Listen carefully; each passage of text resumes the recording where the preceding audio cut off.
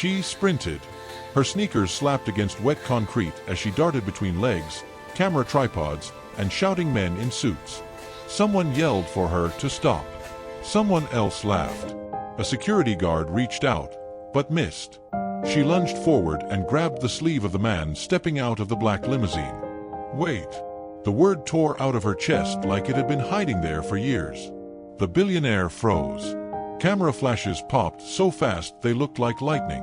The crowd went quiet in that unnatural way people do when they sense something big is about to happen. The girl's fingers trembled against the expensive fabric, but she didn't let go. He looked down at her.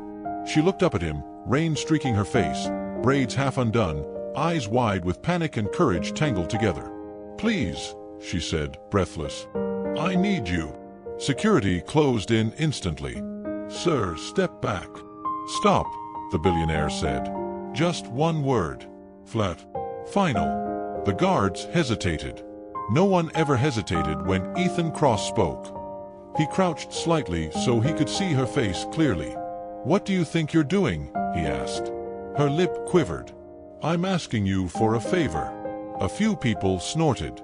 A reporter muttered, "This is ridiculous." Ethan ignored them. "What kind of favor?" She swallowed hard. "I need you to be my mommy's Valentine." The air cracked.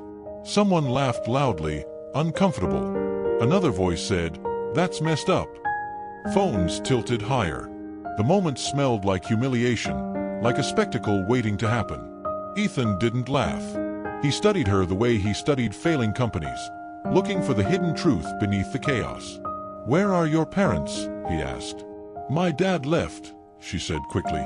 "My mom is sick." "How sick?" The girl's voice dropped. "She's dying." That word punched through the noise. Even the rain seemed to pause. A security guard leaned in. "Sir, this is clearly—" "She's not lying," Ethan said quietly. The girl nodded fiercely. "She cries when she thinks I'm asleep," she blurted. "And she keeps saying she's fine, but she's not. She just doesn't want to be alone." Ethan straightened slightly. "What's your name?" "Lily." "How old are you, Lily?" "9. Almost 10. He glanced around. "Where is your mother right now?" "In the hospital. Room 417. She rattled it off too fast, like she'd rehearsed it 100 times. "She loves Valentine's Day.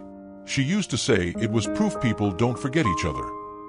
"And you think I can fix that?" "I think," Lily said, tears spilling over now, "that you look like someone who doesn't run away." The words landed wrong.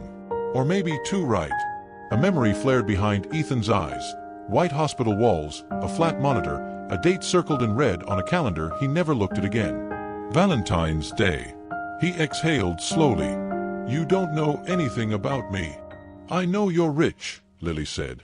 "And people listen to you. And I know you could say no and it wouldn't matter to anyone but us." A murmur rippled through the crowd. Cameras zoomed in tighter. "Sir," his assistant whispered urgently, "this is going to be everywhere." Ethan didn't answer. He looked back at Lily. "What exactly are you asking me to do?" She wiped her face with her sleeve. "Just come see her. Bring flowers. Sit with her. Talk to her. So she won't feel invisible." "For how long?" "One night," Lily said. Then softer, "That might be all she has." Ethan stood there longer than anyone expected. The silence stretched until it hurt. "I can't promise anything," he said finally. Lily's shoulders sagged, but she nodded. "I know." He turned toward the building, then stopped. "What hospital did you say?" Her head snapped up. She repeated it. "I'll think about it," he said. Security ushered him away. The crowd exploded with questions. Lily stood alone on the sidewalk, rain soaking her hair, watching the doors swallow him whole. That night, Lily sat on the edge of a hospital bed, swinging her feet slowly.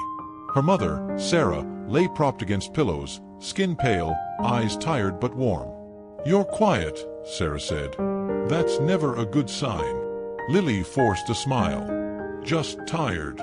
Sarah reached for her hand. "Come here." Lily climbed carefully onto the bed, curling against her mother's side. The machines hummed steadily, like they were counting something precious. "Mommy," Lily whispered, "do you remember when you said Valentine's Day was for brave people?" Sarah chuckled weakly. "I said it was for people who dared to love." "Is that the same thing?" "Pretty much." Lily stared at the wall, at the faded paper hearts taped there from better years. "What if someone doesn't have anyone?" Sarah brushed Lily's hair back. "Then they make their own love." Lily closed her eyes. "I tried." Sarah kissed her forehead. "You always do." The next day dragged like it was being pulled through mud. Lily watched the door between nurse visits. Each time it opened, her heart jumped, then sank. By evening, she'd stopped hoping. Then, at 6:52 p.m., the door opened again, and didn't close right away. Roses came in first. So many that the room filled with color. Then a man stepped inside, holding them awkwardly, like he wasn't used to carrying anything so fragile. Sarah blinked. "I'm sorry," she said softly. "Are you lost?" Ethan Cross smiled. Not the sharp smile people paid for. Something gentler. "I hope not." Lily gasped. "You came." "I said I'd think about it," he replied. "I decided thinking wasn't enough." Sarah looked between them, confusion giving way to realization. "Lily." "This is Ethan," Lily said quickly. "He's your Valentine." Sarah's eyes filled instantly. "Oh, sweetheart. May I?" Ethan asked, holding out the roses. Sarah hesitated, then nodded. "Yes." He set them down carefully. "Happy Valentine's Day." For the first time in months, Sarah laughed without coughing. And that was only the beginning. Sarah stared at the roses like they might disappear if she blinked too hard.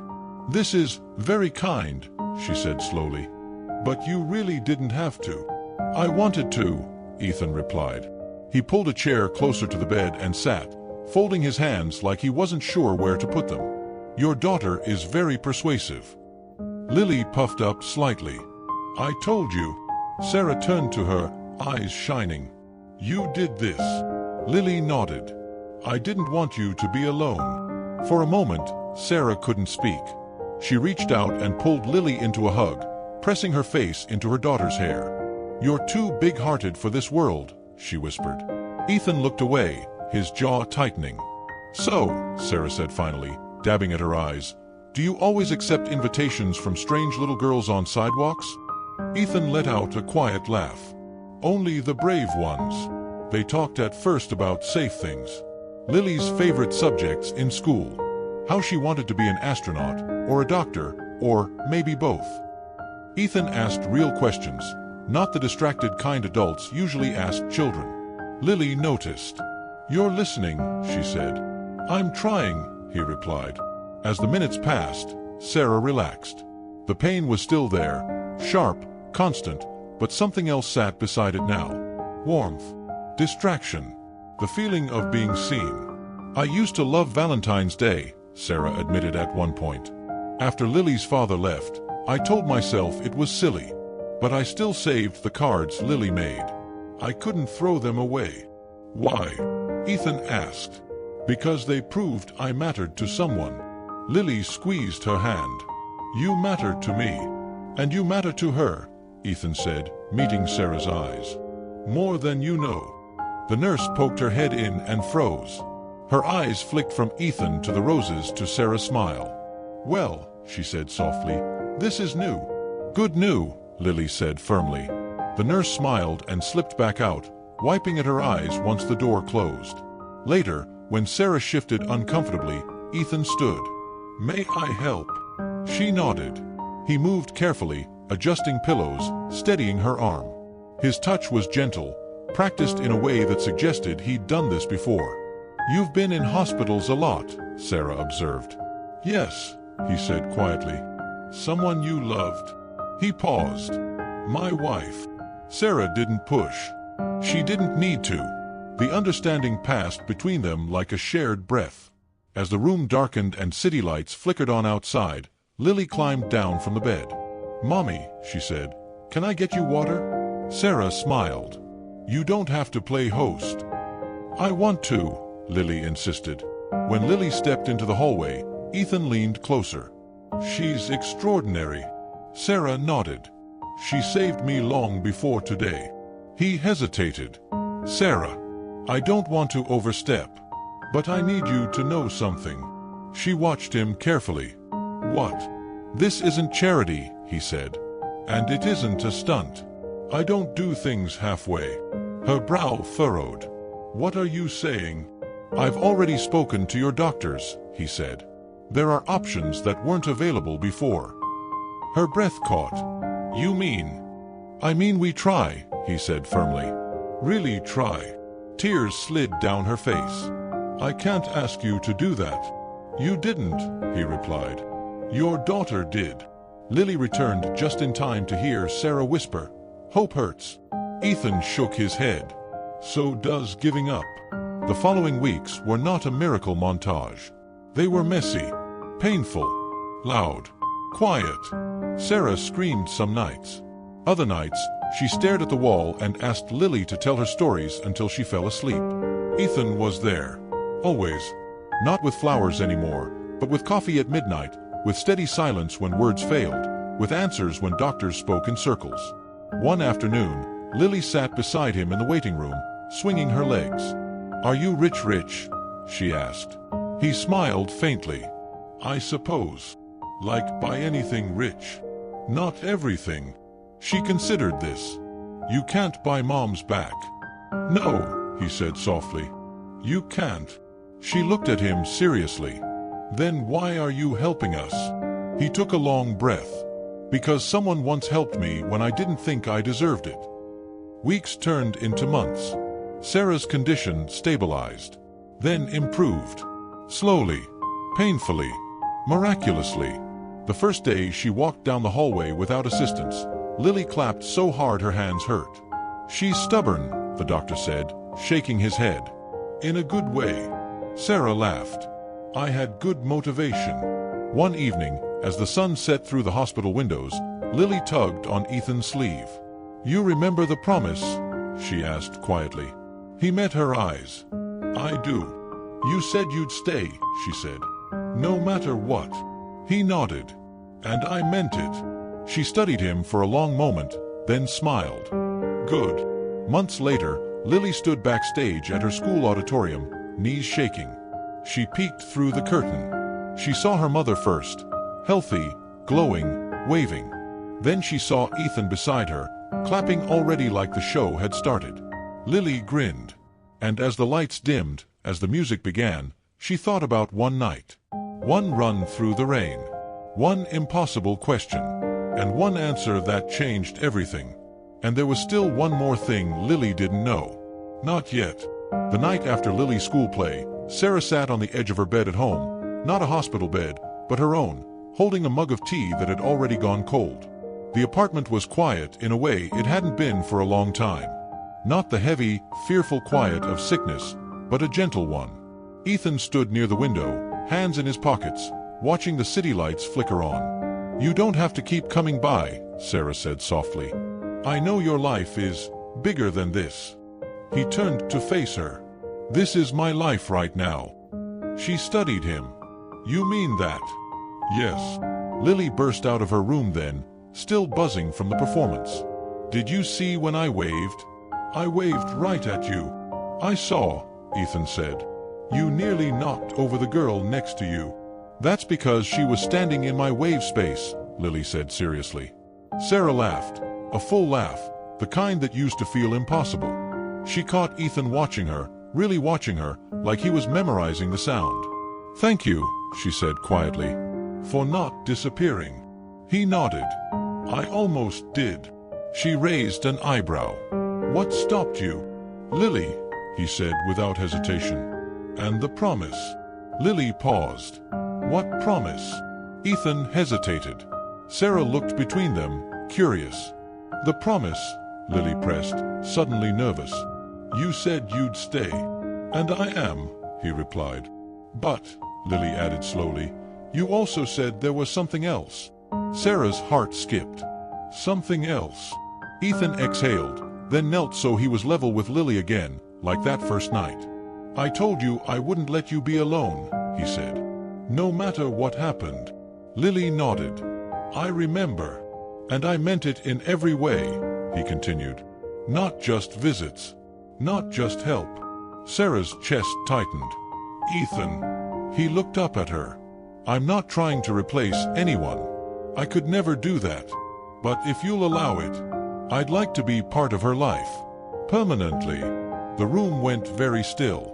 Lily's eyes widened. Like family. Yes, he said. If you want that. Lily didn't answer right away. She walked over to her mother and climbed onto her lap, whispering something only Sarah could hear.